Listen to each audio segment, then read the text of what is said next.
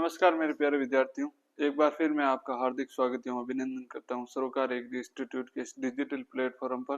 तो जिन विद्यार्थियों ने अभी तक चैनल को सब्सक्राइब नहीं किया वे चैनल को सब्सक्राइब कर लें, way after that bell icon के बटन को प्रेस कर लें ताकि आने वाली वीडियो का नोटिफिकेशन आपको बहुत ही जल्द प्राप्त हो सके। तो आइए हम आज की क्लास को शुरू करते हैं। तो आज की क्लास में आपके फर्स्ट ईयर के सेकेंड सेमेस्टर में जो आपका फर्स्ट ईयर का जो सेकेंड सेमेस्टर है उसमें जो आपका एलपीएम सब्जेक्ट लगता है, कौन सा आपका एलपीएम 121 एलपीएम के बारे में हम चर्चा करेंगे। जिसके टाइटल की बात करें तो उसका टाइटल है आपके live stock poultry management, live stock and poultry management. तो इसके जो कोड की बात करें तो वो क्या हो गया आपके एलपीएम 121। और ये कितने क्रेडिट का सब्जेक्ट है आपके? 2 क्रेडिट का सब्जेक्ट है। कितने क्रेडिट का सब्जेक्ट है आपके? 2 क्रेडिट का सब्जेक्ट है, जिसमें 1 क्रेडिट प्रैक्टिकल का और 1 क्रेडिट क्या है आपके थ्योरी का। एक प्रैक्टिकल तो क्या, 1 क्रेडिट तो क्या हो गया आपके थ्योरी का और 1 क्या हो गया आपका प्रैक्टिकल का। तो इसमें 2 क्रेडिट, इसमें 1+1 का मतलब क्या होता है? 1+1 का मतलब ये होता है कि जो आपके बीएससी में जो आपके कॉलेज में जो क्लासें लगती हैं उससे रिलेटेड है।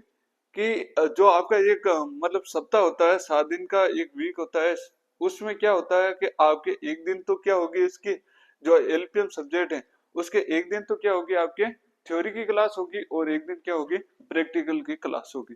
तो इस प्रकार की जानकारी आपको एग्जामिनर जिस टाइम आपका वाइवा लेता है उस समय इस प्रकार की जानकारी आपको पूछ सकता है। तो ये अपना आपके कितने क्रेडिट का है? 2 क्रेडिट का सब्जेक्ट है, बहुत ही सरल सब्जेक्ट है। आप आसानी से इस सब्जेक्ट के द्वारा अपनी जो ओजीपी है उसमें क्या कर सकते हो, ग्रोथ करवा सकते हो। तो आज की क्लास में हम सबसे पहले इसके सिलेबस के बारे में चर्चा करेंगे। किसके बारे में चर्चा करेंगे? आपके सिलेबस के बारे में चर्चा करेंगे। तो एलपीएम 121 इसका कोड हो गया, live stock and poultry management इसका क्या हो गया टाइटल हो गया। और कितने क्रेडिट का सब्जेक्ट है आपके? 2 क्रेडिट का सब्जेक्ट है। तो इसमें देखते हैं फर्स्ट टॉपिक क्या है, बहुत ही शानदार तरीके से देखेंगे। तो इसमें फर्स्ट टॉपिक क्या है आपके? राष्ट्रीय अर्थव्यवस्था में पशुधन की भूमिका, role of livestock in the national economy. मतलब राष्ट्रीय जो अर्थव्यवस्था है उसमें पशुधन का क्या महत्व। ये कितने क्रेडिट का है आपके? 1 क्रेडिट का है, अर्थात इस चैप्टर को जो आपका एग्जामिनर है वो एक क्लास में पढ़ाएगा, मतलब एक दिन का चैप्टर है। तो ये आपके वेरी इंपॉर्टेंट क्वेश्चन है, सीधा यहीं से क्वेश्चन बन जाएगा। क्वेश्चन नंबर फर्स्ट बड़े वाले क्वेश्चन में यहीं से बन जाएगा कि राष्ट्रीय अर्थव्यवस्था में पशुधन की क्या भूमिका। सीधा यहीं से क्वेश्चन आ जाएगा, 5वें नंबर में आ जाएगा या आपके छठे क्वेश्चन में सीधा इस प्रकार से क्वेश्चन आएगा कि राष्ट्रीय अर्थव्यवस्था में पशुधन की क्या भूमिका। तो फर्स्ट टॉपिक से सीधा फर्स्ट क्वेश्चन उठ जाएगा। दूसरा टॉपिक है आपके फार्म पशुओं के कुक्कुट पालन और प्रजनन के बारे में देखना। जो आपके फार्म पर जो पशु पाए जाते हैं और कुक्कुट पालन में जो आपके मुर्गी वगैरह आती है उनके जो प्रजनन है उनका इसके बारे में इस चैप्टर में देखेंगे, जो कि सेकेंड चैप्टर है या सेकेंड टॉपिक है आपके, उसके बारे में हम विस्तार से चर्चा करेंगे। उसके बाद में थर्ड टॉपिक की बात करें तो थर्ड टॉपिक है आपके पशुधन व कुक्कुट पालन की विभिन्न प्रजातियां हेतु आवास सिद्धांत एवं स्थान की आवश्यकताओं के बारे में चर्चा करें। मतलब जो आपके पशुधन और कुक्कुट पालन है उसके लिए उसके आवास तथा स्थान की कितनी आवश्यकता होती है उसके बारे में हम थर्ड टॉपिक में चर्चा करेंगे। फोर्थ टॉपिक की बात करें, 4 नंबर टॉपिक की बात करें तो 4 नंबर टॉपिक क्या है आपके?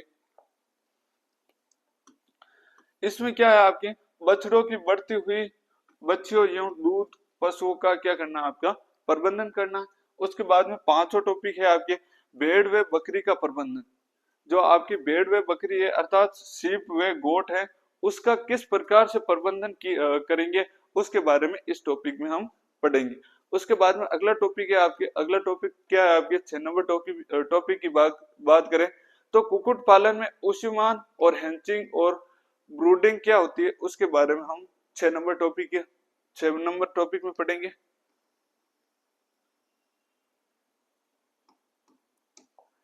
उसके बाद में आगे देखें 7 नंबर टॉपिक की बात करें तो 7 नंबर टॉपिक है आपके कुक्कुट में गोबर व लेयर गोबर व लेयर पक्षियों का प्रबंधन किस प्रकार से किया जाता है उसके बारे में हम इसमें क्या करेंगे, आपके चर्चा करेंगे।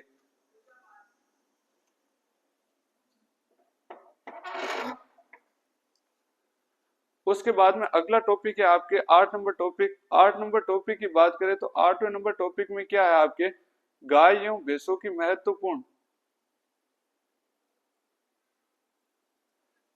क्या है आपके 8वां टॉपिक क्या है आपके गाय एवं भैंसों की महत्वपूर्ण भारतीय विदेशी नस्लों के बारे में चर्चा करें। जो आपकी गाय और भैंस है उसकी महत्वपूर्ण जो भारतीय नस्लें हैं उसके बारे में पढ़ेंगे कि भैंस की कौन सी नस्ल है, गाय की कौन सी नस्ल है। और एक नस्ल का क्वेश्चन आपके फिक्स आएगा, जैसे गाय की एक साहिवाल नस्ल है तो उसमें इस प्रकार से आ जाएगा कि साहिवाल नस्ल का उत्पत्ति स्थान, विशेषता और उससे होने वाले प्रोडक्शन, जैसे दूध उत्पादन कितना होता है, वसा कितनी होती है, उसके बारे में हम क्या करना है, आपको क्या करना है, लिखना है। उसके बाद में अगला टॉपिक क्या आपके टॉपिक नंबर 9 की बात करें तो वो क्या आपके भेड़ एवं बकरी की महत्वपूर्ण भारतीय एवं विदेशी नस्लें। जिस प्रकार से हम गाय भैंस की भेड़ की जो नस्लें देखेंगे उसी प्रकार से हमें क्या देखना, भेड़ व बकरी की जो विदेशी और भारतीय नस्लें उसके बारे में हम चर्चा करेंगे। उसके बाद में अगला टॉपिक है आपकी जो कि क्या है 10 नंबर टॉपिक की बात करें तो कुक्कुट पालन की महत्वपूर्ण भारतीय विदेशी नस्लों के बारे में चर्चा करेंगे। जो कुक्कुट पालन अर्थात पोल्ट्री की जो ब्रीड्स हैं उसके बारे में हम इसमें क्या करेंगे, देखेंगे। उसके बाद में अगला टॉपिक देखें, टॉपिक नंबर 11 की बात करें तो टॉपिक नंबर 11 क्या है आपके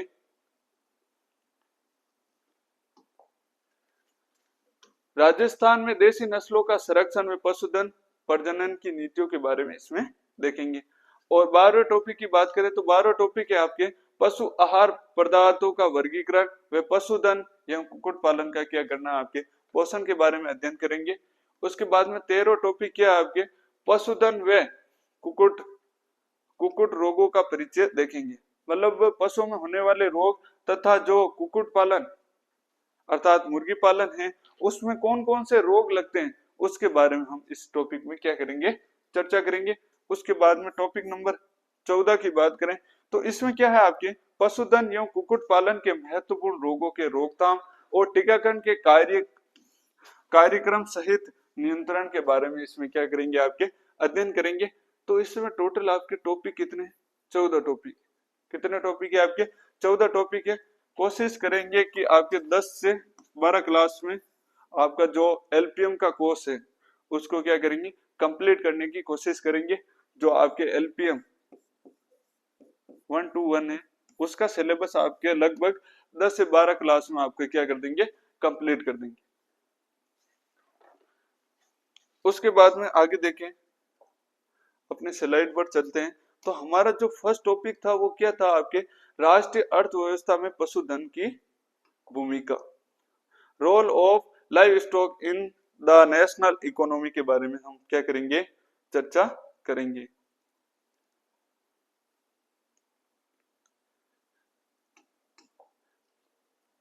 तो इसको शुरू करने से पहले आपको क्या आनी चाहिए, लाइव स्टॉक की जो डेफिनेशन है वो आनी चाहिए। तो लाइव स्टॉक की डेफिनेशन क्या है, आपके मनुष्य द्वारा दूध, मांस, अंडा, ऊन, चमड़ा, गोबर, जैविक खाद एवं श्रम शक्ति एवं अन्य उपयोगी उत्पादों को प्राप्त करने के उद्देश्य से पाली जाने वाली पालतू पशुओं एवं पक्षियों का जो अध्ययन किया जाता है वो क्या कहलाता है, आपके लाइव स्टॉक कहलाता है, या क्या कहलाता है, आपके पशुधन कहलाता है। क्या कहलाता है, आपके पशुधन कहलाता है। उसके बाद में हम फर्स्ट टॉपिक की बारे में चर्चा करते हैं जो कि आपके लेक्चर नंबर फर्स्ट के बारे में देखते हैं। तो इसमें क्या है, आपके राष्ट्रीय अर्थव्यवस्था में पशुधन की महत्वपूर्ण, सीधा क्वेश्चन आएगा यहाँ से, फर्स्ट क्लास से फर्स्ट क्वेश्चन सीधा आएगा। तो इसको आप अच्छे प्रकार से देखना, 100% ये क्वेश्चन आएगा आपके। तो शुरू करते हैं अपना टॉपिक। अध्ययन का उद्देश्य, जो आपके लाइव स्टॉक है उसका अध्ययन हम क्यों करते हैं उसके बारे में देखते हैं। तो इसमें क्या होता है, आपके पशुधन की परिभाषा और महत्व के बारे में हम इसमें समझेंगे।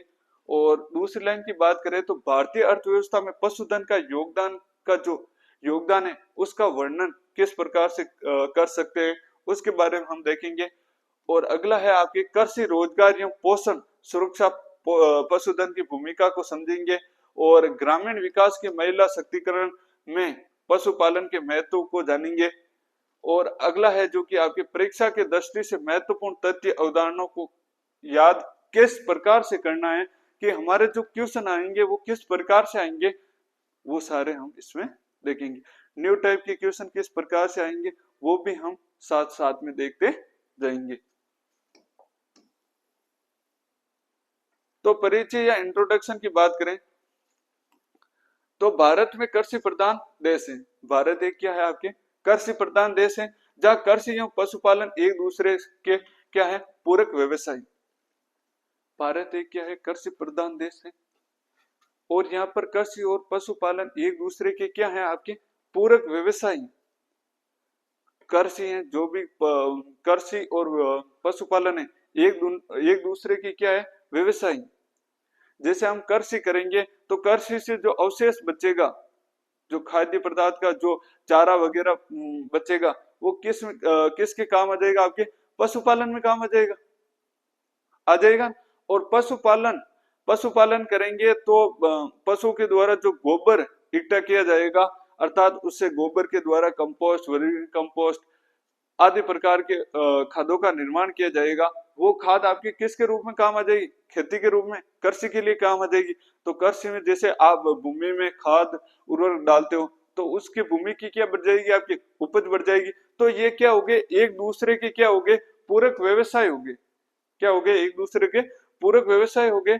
उसके बाद में आगे देखें तो अधिकांश किसान खेती के साथ साथ गाय, भैंस, भेड़, बकरी, ऊंट और क्या आपके मुर्गी आदि का पालन करते हैं, जिससे उन्हें नियमित आय और पौष्टिक भोजन कृषि कार्यों में क्या करता है, सहायता प्राप्त करता है।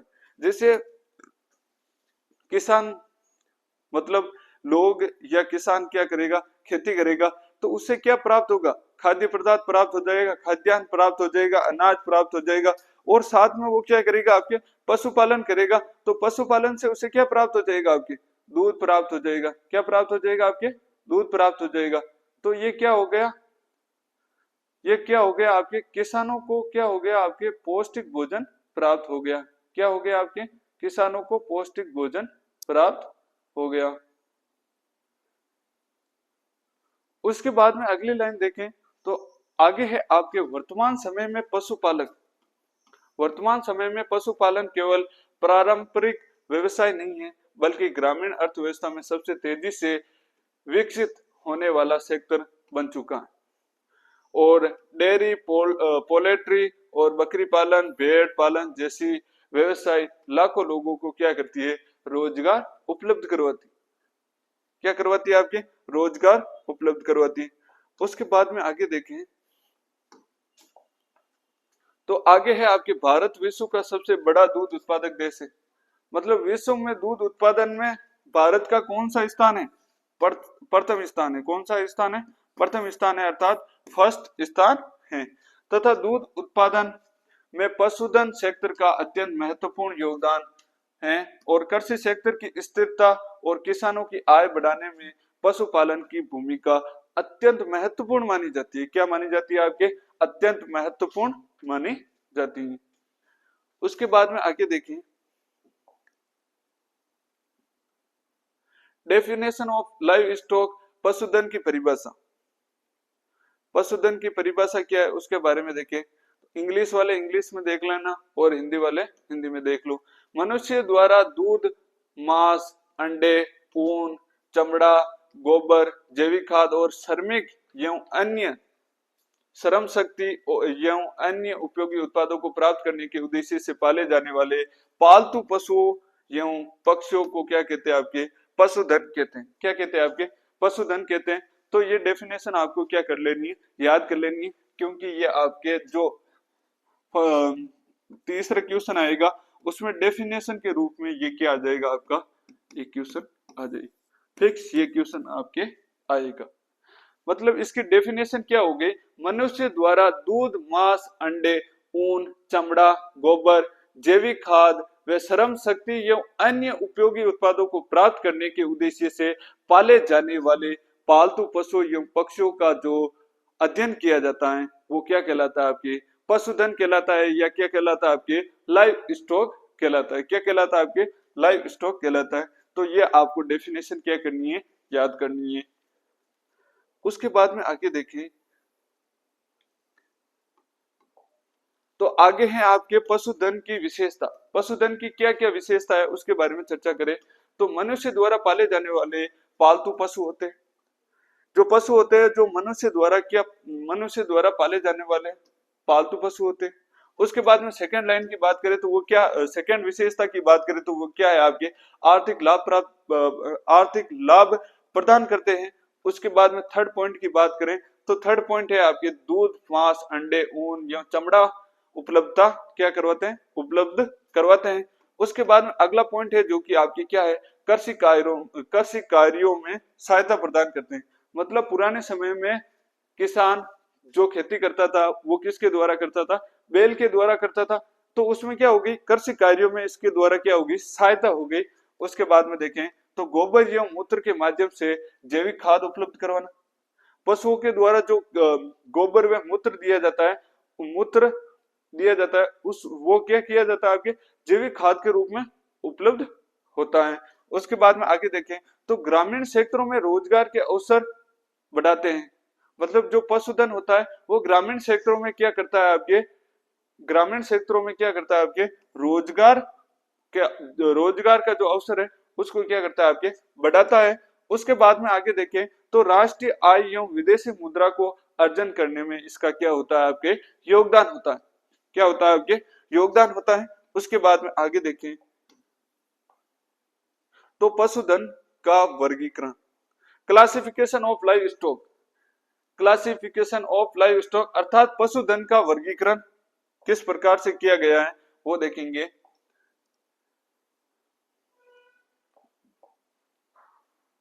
तो इसमें पहला है आपके on the basis of utility. On the basis of utility उपयोगिता के आधार पर पशुधन का वर्गीकरण। फर्स्ट है आपके मिल्क एनिमल्स, दूध वाले पशु। कौन से वाले पशु, दूध वाले पशु। तो इसके नाम से ही पता चल रहा है कि दूध उत्पादन के लिए काम में लिए जाने वाले पशुओं को क्या कहते हैं आपके दूध पशु कहते हैं।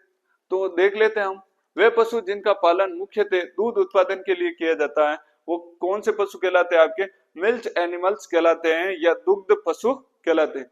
उदाहरण के लिए या एग्जाम्पल के लिए क्या लिखेंगे तो एग्जाम्पल क्या हो जाएगी आपकी गाय और क्या हो जाएगी आपकी भैंस। मुख्य रूप से दूध उत्पादन के लिए दो पशु काम में लिए जाते हैं आपके, फर्स्ट है आपकी गाय, सेकंड है आपके भैंस। सेकंड नंबर ऑप्शन की बात करें, सेकंड नंबर की बात करें तो सेकंड है आपके कार्यशील पशु। नाम से ही पता चल रहा है वे पशु जिनका उपयोग आपके खेत जुताई, परिवहन व अन्य कृषि कार्यों के लिए किया जाता है वो कौन से हो जाएंगे आपके कार्यशील पशु हो जाएंगे। उदाहरण की बात करें, एग्जाम्पल की बात करें तो एग्जाम्पल में क्या आ जाएगा आपके बैल और क्या आ जाएगा आपका ऊंट। उसके बाद में तीसरे की बात करें तो मीट एनिमल्स, मांस उत्पादन वाले पशु। तो इसका भी नाम से पता चल रहा है वे पशु जिनका पालन मांस उत्पादन के लिए किया जाता है वो कौन से पशु कहलाएंगे आपके मीट एनिमल्स कहलाएंगे। कौन से कहलाएंगे आपके मीट एनिमल्स कहलाएंगे। इसके एग्जाम्पल की बात करें तो इसके एग्जाम्पल में हो जाएगा आपके एक हो जाएगा बकरी, दूसरा हो जाएगा आपकी भेड़, तीसरा हो जाएगा आपके सुअर। कौन सा हो जाएगा आपके सुअर। आपको मोस्टली रूप से इनके एग्जाम्पल भी आने चाहिए क्योंकि एग्जाम्पल से क्या होगा आपका एग्जामिनर आकर्षक होगा और आपको क्या देगा अच्छे नंबर देगा। उसके बाद में अगला पॉइंट देखें दिव्य उद्देश्य पशु अर्थात द्विकाजी पशु।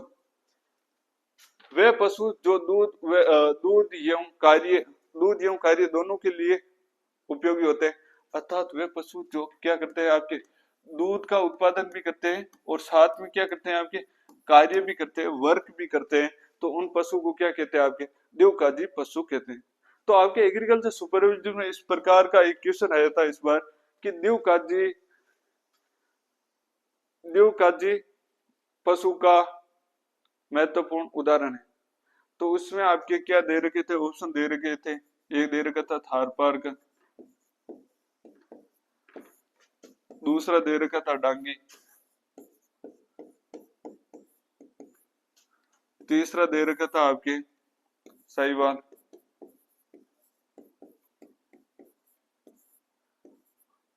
चौथा आप मान लो गिर। तो इसमें जो सुपरवाइजर में जो बोर्ड है उसने कौन सा आंसर राइट माना था आपके डांगी को माना था। किसको माना था, किसको माना था, डांगी को माना था। जबकि इसका सही आंसर क्या हो जाएगा आपके थारपारकर था।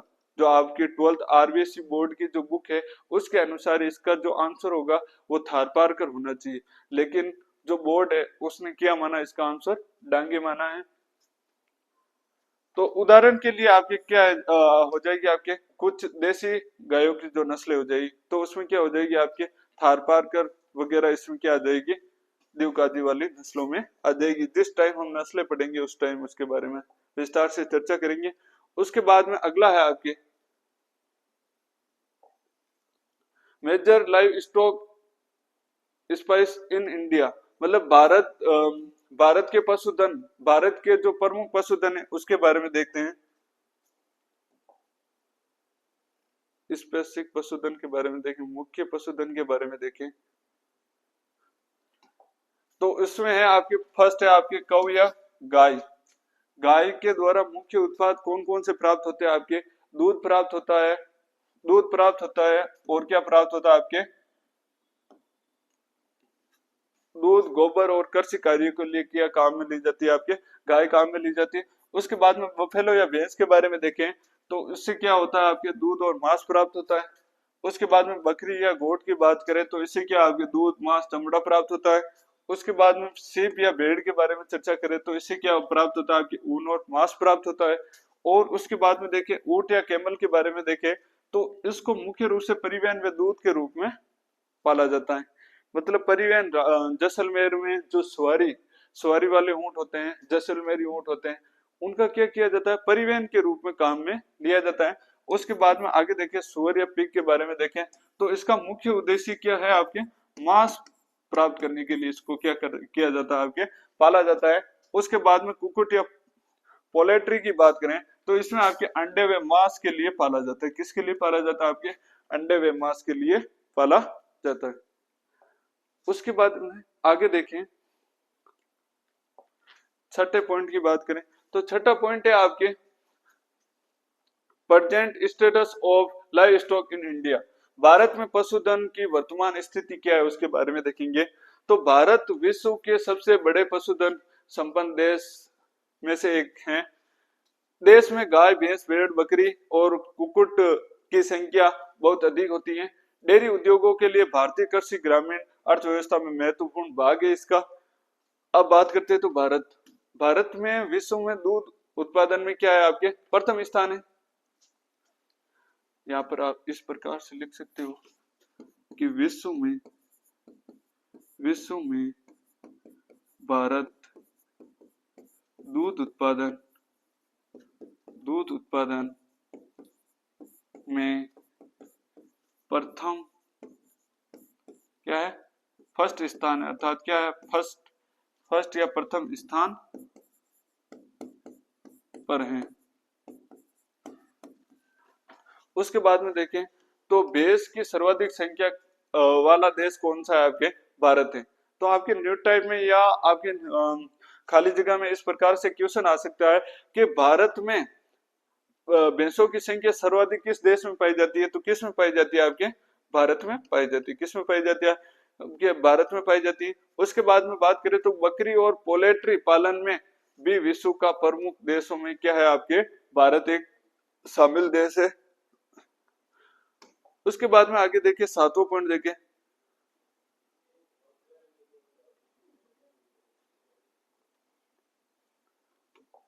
Contribution of livestock to national economy. राष्ट्रीय अर्थव्यवस्था में पशुधन का क्या योगदान है उसके बारे में देखेंगे। तो इसमें क्या आपके पशुधन पशुधन भारतीय अर्थव्यवस्था में एक महत्वपूर्ण आधार है। ये केवल दूध, मांस और अंडा उत्पादन ही नहीं करता है, बल्कि करोड़ों लोगों को क्या करता है, आपके रोजगार, पोषण, नियमित आय प्रदान करता है। ग्रामीण क्षेत्रों में पशुपालन किसानों के लिए क्या है, किसानों के लिए आय का दूसरा सबसे बड़ा स्रोत माना जाता है। क्या माना जाता है, आपके आय का सबसे बड़ा स्रोत माना जाता है। इसमें फर्स्ट पॉइंट देखें तो फर्स्ट पॉइंट है आपके, फर्स्ट पॉइंट की बात करें तो फर्स्ट पॉइंट है आपके कृषि अर्थव्यवस्था में योगदान। क्या है आपके कृषि अर्थव्यवस्था में योगदान। तो इसमें देखें तो कृषि पशुपालन एक दूसरे के क्या है, पूरक व्यवसाय हैं।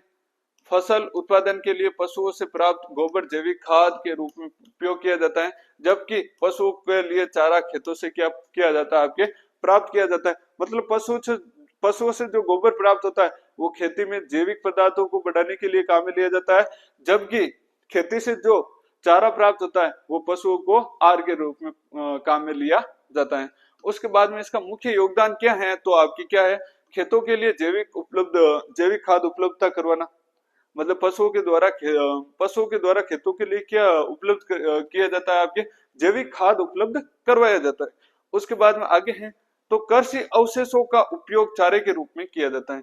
जो आपके कृषि करते हैं तो उसके जो अवशेष बचते हैं उसका उपयोग किसके रूप में किया जाता है, आपके चारे के रूप में इसका क्या किया जाता है, आपके उपयोग किया जाता है। उसके बाद में आगे देखें, बैल एवं ऊंटों के द्वारा जुताई और परिवहन का क्या किया जाता है, आपके कार्य किया जाता है।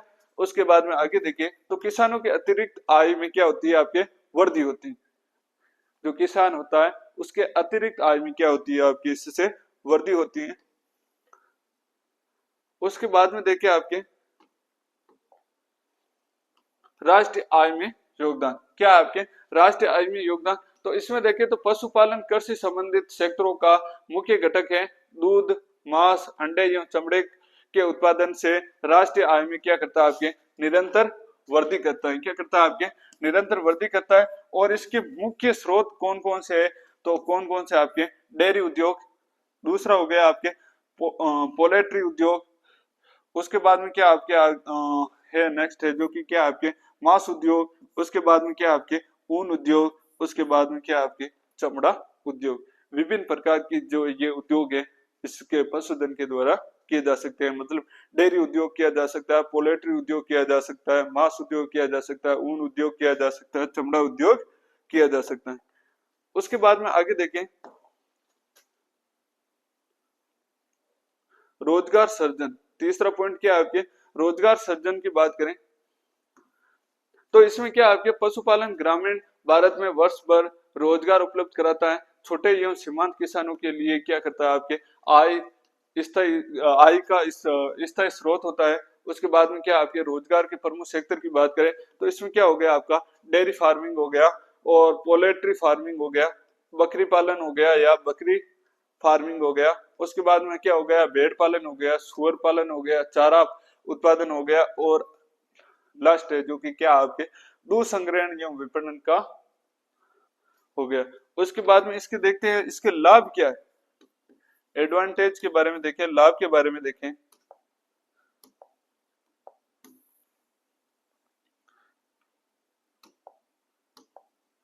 तो इसमें क्या आपके ग्रामीण बेरोजगारी में क्या आएगी, आपके कमी आएगी। जो ग्रामीण में जो लोग रहेंगे उसके जो ग्रामीण में जो लोग बेरोजगार बैठे रहेंगे उनमें क्या आएगी, आपके कमी आएगी। अर्थात उनको क्या मिलेगा, आपके रोजगार मिलेगा। उसके बाद में ये क्या आपके स्वरोजगार को बढ़ाएगा। मतलब क्या बढ़ाएगा, आपके स्वरोजगार को। पशुधन या लाइव स्टॉक है वो क्या है, स्वरोजगार को बढ़ावा देता है। उसके बाद में महिलाओं एवं युवाओं के लिए क्या देता है, आपके रोजगार देता है। मतलब भारत में लगभग हर घर में पशुधन होता है, हर घर में पशु होते हैं। उनका जो लालन पालन या पोषण कौन करता है, तो ज्यादातर कौन करती है आपके, महिला करती है। कौन करती है आपके, महिलाओं के द्वारा किया जाता है। तो इसमें क्या है आपके महिलाओं और युवाओं के लिए क्या हो गया आपके, रोजगार हो गया। उसके बाद में अगला देखें, तो इसमें अगला पॉइंट है, चौथा पॉइंट है जो कि क्या आपके खाद्य एवं पोषण सुरक्षा। क्या आपके खाद्य एवं पोषण सुरक्षा, तो इसमें क्या आपके पशुधन से प्राप्त दूध, मांस, अंडे और उच्च गुणवत्ता युक्त प्रोटीन, मतलब high quality protein, calcium, phosphorus, vitamin व खनिजों का क्या है आपके प्रमुख स्रोत है। क्या आपके खनिजों का क्या आपके प्रमुख स्रोत है। तो देखते हैं किस किस प्रकार से इसका स्रोत है। तो इसमें फर्स्ट है उत्पाद आपके दूध। कौन सा आपके, दूध, जिसे इंग्लिश में क्या कहते हैं आपके, मिल्क। तो इसके द्वारा कौन कौन से पोषक तत्व प्राप्त होते हैं, तो दूध से आपकी क्या प्राप्त होता है, प्रोटीन प्राप्त होता है, कैल्शियम प्राप्त होता है और विटामिन ए और डी प्राप्त होता है। कौन सा विटामिन प्राप्त होता है आपके, ए और डी विटामिन प्राप्त होता है। उसके बाद में देखें तो अंडा, क्या आपके अंडा, तो अंडा से कौन कौन से पोषक तत्व प्राप्त होते हैं, तो इससे उच्च गुणवत्ता युक्त क्या प्राप्त होती है आपके, प्रोटीन प्राप्त होती है और विटामिन B12 प्राप्त होता है। कौन सा विटामिन प्राप्त होता है आपके, B12 विटामिन क्या प्राप्त होता है, प्राप्त होता है। उसके बाद में बात करें तो मांस, मांस से ज्यादातर क्या प्राप्त होता है आपके, प्रोटीन प्राप्त होता है और क्या प्राप्त होता है आपके, आयरन और जिंक भी प्राप्त होता है। उसके बाद में आगे देखें, पांचों पॉइंट देखें, नियमित आय का स्रोत, सोर्स ऑफ रेगुलर इनकम। नियमित आय का क्या है आपके स्रोत की बात करें तो इसमें क्या आपके फसल आय, फसल से आय वर्ष केवल 1 या 2 बार प्राप्त होती है, जबकि दूध, अंडे व अन्य उत्पादों से बिक्री से किसानों को प्रतिदिन नियमित आय प्राप्त होती है। फसल से क्या होता है आपके 1 या 2 बार क्या होती है, आय प्राप्त होती है, लेकिन जो पशु होते हैं उसे प्रतिदिन आपको क्या प्राप्त होती है, आय प्राप्त होती रहती है। उसके बाद में इसके लाभ की बात करें तो क्या है आपके दैनिक नकद आय होती है। मतलब दैनिक नकद आय का मतलब होता है आपके डेली आपके पास क्या आता रहेगा, पैसा आता रहेगा। उसके बाद में आगे देखें तो आर्थिक स्थिरता, और अगला पॉइंट देखें तो वो क्या आपके पारिवारिक आवश्यकताओं की क्या करता है, आपकी पूर्ति करता है। क्या करता है, आपके पारिवारिक आवश्यकताएं होती हैं उसकी क्या करता है, आपके पूर्ति करता है। उसके बाद में देखते हैं फ्लो चार्ट के बारे में, एक चार्ट के रूप में समझते हैं। मतलब हमारे पास क्या है, कोई पशुधन है, लाइव स्टॉक है, तो उसे हमें क्या प्राप्त होगा, मिल्क प्राप्त होगा, मीट प्राप्त होगा, अंडे प्राप्त होंगे, ऊन प्राप्त होगी और क्या प्राप्त होगी, आपके खाद प्राप्त होगी। तो इनसे क्या प्राप्त होगी, हमें आय प्राप्त होगी। मतलब हम मिल्क, मीट, अंडे और ऊन बेचेंगे तो उससे हमें क्या प्राप्त होगी, आय प्राप्त होगी, इनकम प्राप्त होगी। और इनकम से क्या मिलेगा, आपके लोगों को क्या मिलेगा, आपका लोगों को इनसे क्या मिलेगा, आपके रोजगार मिलेगा, रोजगार मिलेगा। और साथ में क्या होगी, आपके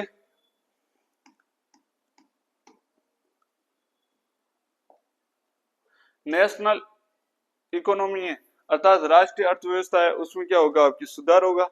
उसके बाद में आगे देखें तो आगे है आपके एग्जाम हेतु महत्वपूर्ण बिंदु। मतलब आपके साथ साथ में हम इस प्रकार से भी देखते जाएंगे कि एग्जाम में आपके किस प्रकार का क्वेश्चन आएगा। तो एग्जाम में आपके एक क्वेश्चन इस प्रकार से आ सकता है कि राष्ट्रीय अर्थव्यवस्था में पशुधन का क्या योगदान है, उसके बारे में लिखिए। तो जो भी हमने अभी ऊपर पढ़ा था वो सारा इसमें क्या करना है, आपको लिखना है। और वेरी इंपॉर्टेंट क्वेश्चन है, आपके एग्जाम में फिक्स आएगा। उसके बाद में दूसरा है आपके, मतलब 5 नंबर का जो क्वेश्चन आएगा वो इस प्रकार का आ सकता है। अगर 10 नंबर के क्वेश्चन में पूछता है तो इस प्रकार से आता है कि भारतीय अर्थव्यवस्था में पशुधन की भूमिकाओं का विस्तृत रूप से क्या करना, आपको वर्णन करना है। तो इन दोनों में से एक क्वेश्चन आपको एग्जाम में फिक्स देखने को मिलेगा। उसके बाद में आगे देखें,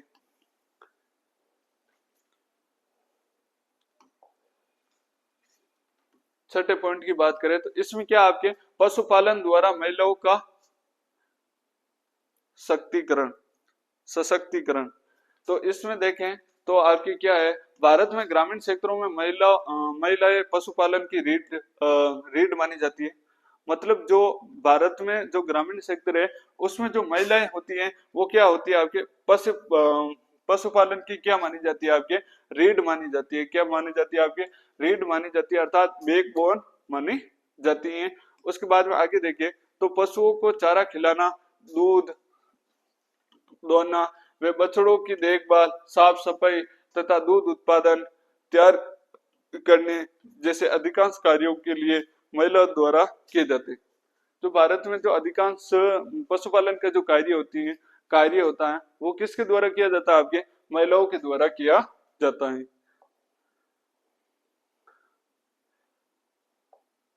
उसके बाद में देखें महिला सशक्तिकरण में पशुपालन की क्या भूमिका है उसके बारे में देखें तो महिलाओं को स्वरोजगार मिलता है। महिलाओं को क्या मिलता है आपके स्वरोजगार मिलता है और परिवार की आय में क्या होती है आपके वृद्धि होती है। जो परिवार की आय होती है उसमें क्या होती है आपके वृद्धि होती है। उसके बाद में आगे देखें तो आर्थिक आत्मनिर्भरता बढ़ती है। जो आर्थिक आत्मनिर्भरता है वो क्या होती है आपके आर्थिक निर्भरता में क्या होती है आपके वृद्धि होती है।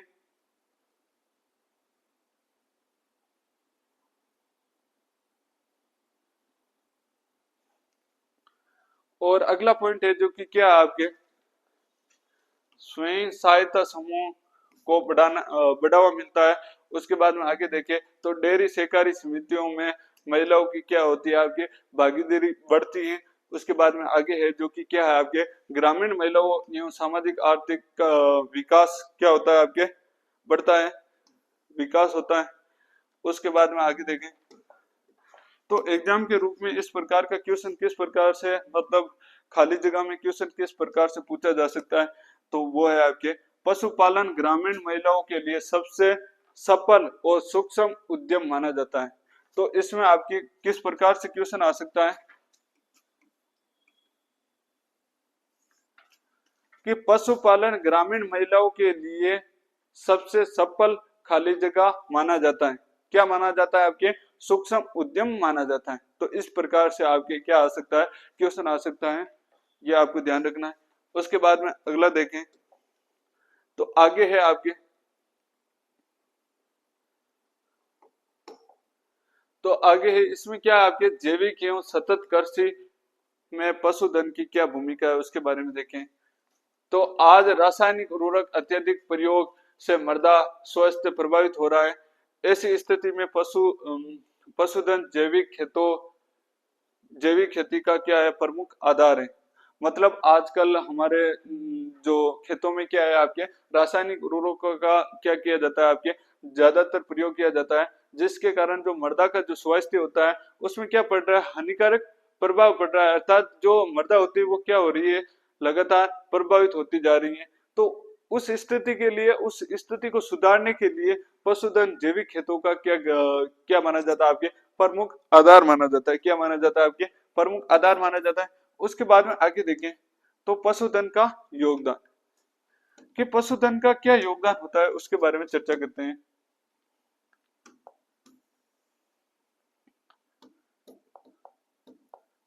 तो इसमें क्या होता है आपके गोबर से कंपोस्ट खाद प्राप्त होती है। अर्थात जो गोबर होती है उससे क्या बनाई जाती है आपके कंपोस्ट बनाई जाती है। अर्थात जो आपके एफ आई एम खाद होती है उससे क्या बनाई जाती है आपके कंपोस्ट बनाई जाती है। उसके बाद में आगे देखें तो वर्मी कंपोस्ट बनाने के लिए भी आपका किसका प्रयोग किया जाता है आपके गोबर का प्रयोग किया जाता है। अर्थात जो केंचुओं के द्वारा जो खाद बनाई जाती है तो उसके लिए कच्चे गोबर का प्रयोग किया जाता है, जिससे वो केंचुए क्या है आपके वर्मी कंपोस्ट में कन्वर्ट कर सके। उसके बाद में आगे है आपके बायोगैस उत्पादन। जो बायोगैस उत्पादन है उसको करने के लिए बायोगैस उत्पादन करने के लिए भी किसका प्रयोग किया जाता है आपके गोबर का प्रयोग किया जाता है।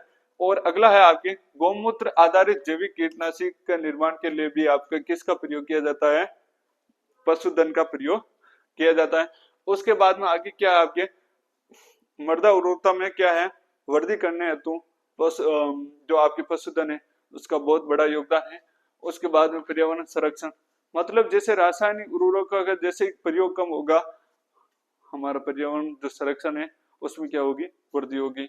उसके बाद में बेनिफिट्स या लाभ के बारे में देखें तो इससे हमारे बेनिफिट्स या लाभ क्या है। तो इसमें क्या आपके रासायनिक उर्वरकों की क्या होगी आपके आवश्यकता कम होगी। उत्पादन लागत क्या होगी आपकी, घटती है। और उसके बाद में आगे देखें तो मृदा की जो गुणवत्ता है उसमें क्या होता है आपके, सुधार होता है। उसके बाद में आगे देखें तो पर्यावरण प्रदूषण क्या होता है आपके, कम होता है। क्या होता है आपके, पर्यावरण प्रदूषण क्या होता है आपके, कम होता है।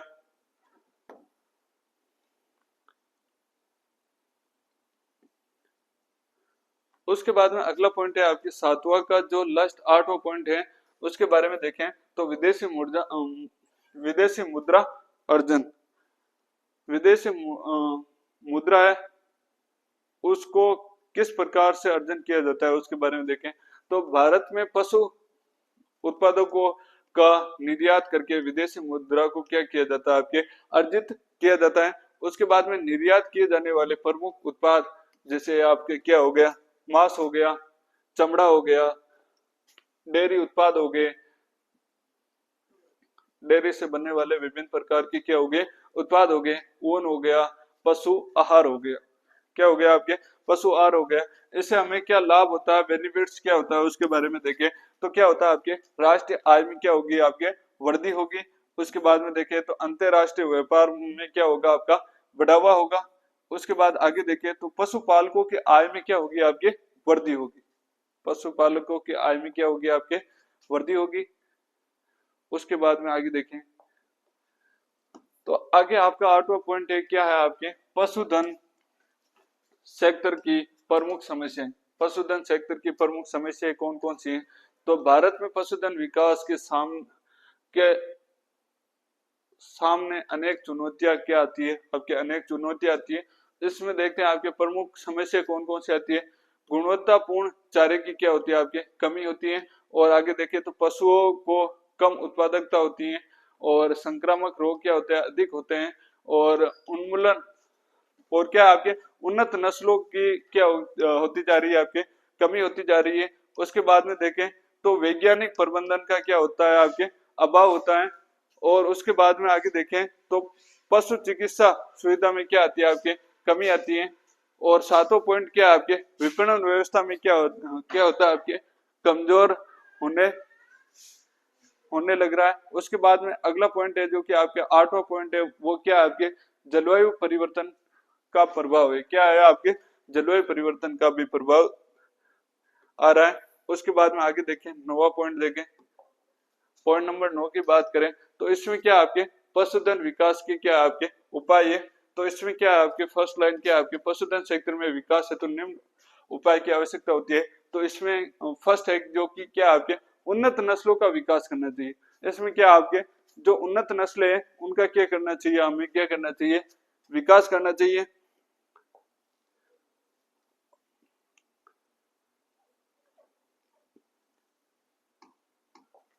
तो इसमें फर्स्ट है जो कि क्या आपके कृत्रिम गर्भाधान का क्या है, विस्तार है। और आगे देखें तो क्या आपके संतुलित पशु आहार की व्यवस्था करनी चाहिए, टीकाकरण अपनाना चाहिए, पशु चिकित्सा को क्या देना चाहिए, विस्तार करना चाहिए। उसके बाद में क्या है आधुनिक डेयरी व पोल्ट्री फार्म खोलने चाहिए। उसके बाद में क्या आपके पशुपालनों का क्या करना चाहिए, प्रशिक्षण करना चाहिए। और क्या आपके सरकारी योजनाओं का प्रभावी क्रियान्वयन करना चाहिए। मतलब जो सरकारी योजनाएं आती हैं उसके ज्यादा से ज्यादा क्या करना चाहिए, हमें लाभ उठाना चाहिए।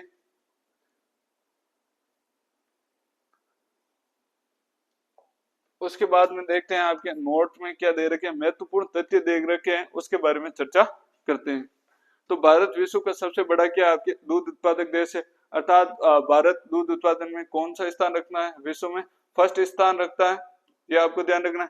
उसके बाद में पशुपालन एवं कृषि का प्रमुख सहायक व्यवसाय है। तो इस प्रकार से क्वेश्चन आ सकता है आपके, पशुपालन कृषि का प्रमुख सहायक खनिजगा है तो क्या है आपके, व्यवसाय है। अगला क्वेश्चन है आपके, अगली लाइन है जो कि क्या आपके डेयरी उद्योगों के लिए ग्रामीण अर्थव्यवस्था की रीढ़ माना जाता है। उसके बाद में आपकी क्या है, गोबर जैविक खेती का महत्वपूर्ण स्रोत है। तो इस प्रकार से क्वेश्चन आ सकता है कि आपके गोबर खनिजगा एक महत्वपूर्ण स्रोत है तो किसका है, आपके जैविक खेती का स्रोत है। अगला है आपकी क्या है, पशुपालन किसानों को क्या है, वर्ष भर आय प्रदान करता है। आगे आगे है जो कि क्या आपके एक पंक्ति के महत्वपूर्ण पर्सन, तो एक पंक्ति के महत्वपूर्ण पर्सन कौन कौन से आ सकते हैं आपके? लाइव स्टॉक किसे कहते हैं? लाइव स्टॉक की डेफिनेशन क्या है उसके बारे में हमें पूछ सकते हैं। तो लाइव स्टॉक की डेफिनेशन क्या थी आपके? मनुष्य द्वारा दूध, मांस, अंडे, ऊन, चमड़ा, गोबर, जैविक खाद व श्रम शक्ति एवं अन्य उपयोगी उत्पादों को प्राप्त करने के उद्देश्य से पाले जाने वाले पालतू पशुओं एवं पक्षियों का जो अध्ययन किया जाता है वो क्या कहलाता है? आपके लाइव स्टॉक कहलाता है। तो ये डेफिनेशन आपको इसमें क्या करनी है? लिखनी है। उसके बाद में आगे क्या है आपके? भारत विश्व में किस पशु उत्पादक के उत्पादन में प्रथम स्थान है? तो भैंस के हो गया। तो उसके बाद में देखें पशुपालन का सबसे बड़ा आर्थिक लाभ क्या है, और जैविक खेती में गोबर का क्या महत्व है? जैविक खेती में गोबर का क्या महत्व है? मतलब जो आपके रासायनिक उर्वरक है उनको क्या करना है? कम करना है, और जो जल धारण क्षमता है उनको बढ़ाना है। इस प्रकार से इसमें क्या करना है? आपको लिखना है। उसके बाद में अगला क्वेश्चन किस प्रकार से आ सकता है आपके? ग्रामीण महिलाओं के लिए पशुपालन क्यों महत्वपूर्ण है? जो हमने अभी आपको क्या है ऊपर देखा था वो इसमें क्या करना है? आपको लिखना है। उसके बाद में आगे देखें तो आपके जो न्यू टाइप वाले क्वेश्चन है वो किस प्रकार से आ सकते हैं उसके बारे में भी हम साथ साथ में चर्चा करते रहेंगे। तो इसमें फर्स्ट क्वेश्चन है आपके लाइव स्टॉक का मुख्य उद्देश्य क्या? जो आपका पशुधन है उसका मुख्य उद्देश्य क्या है उसके बारे में देखें। तो फर्स्ट ऑप्शन है आपके केवल दूध उत्पादन के लिए, केवल मांस उत्पादन के लिए। थर्ड ऑप्शन है आपके उपयोगी पशु एवं आर्थिक लाभ प्राप्त करना, या केवल कृषि कार्य करना। तो इसका जो ऑप्शन राइट जाएगा वो कौन सा जाएगा? सी ऑप्शन राइट जाएगा। मतलब उपयोगी पशु उत्पादन एवं आर्थिक लाभ प्राप्त करना, इसका क्या है आंसर? राइट जाएगा। उसके बाद में आगे देखें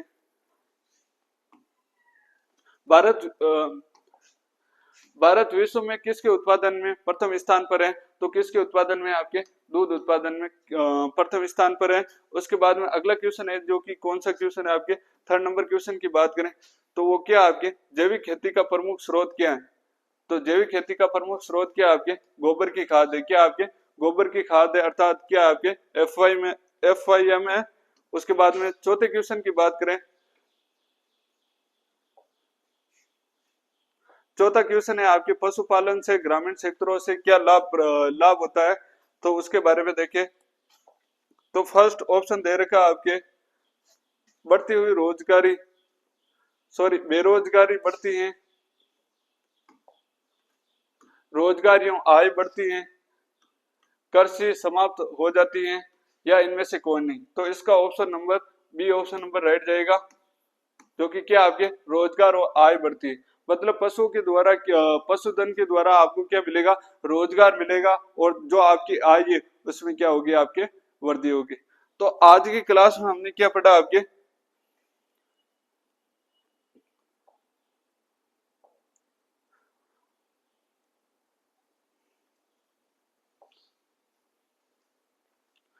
आज की क्लास में जो हमने पढ़ा था वो आपकी क्या था? आपके राष्ट्रीय अर्थव्यवस्था में पशुधन की भूमिका, इसके बारे में हमने संपूर्ण चर्चा कर ली है। यदि आपको एक बार में समझ में नहीं आया हो तो इस क्लास को एक बार वापस देख लें, और इस क्लास में मैंने सारा बताया है कि किस प्रकार से क्वेश्चन आ सकता है, और इस टॉपिक से एक क्वेश्चन फिक्स आएगा। आपके क्या आएगा? एक क्वेश्चन फिक्स आएगा, और न्यू टाइप में क्वेश्चन किस प्रकार से आएंगे वो भी मैंने साथ साथ में बता दिया है। तो अब हम मिलते हैं नेक्स्ट टॉपिक के साथ, और इस क्लास को अपने दोस्तों के साथ ज्यादा से ज्यादा शेयर करना ताकि वो भी इस क्लास का ज्यादा से ज्यादा लाभ उठा सके। तो अब हम मिलते हैं नेक्स्ट वीडियो में, तब तक के लिए धन्यवाद।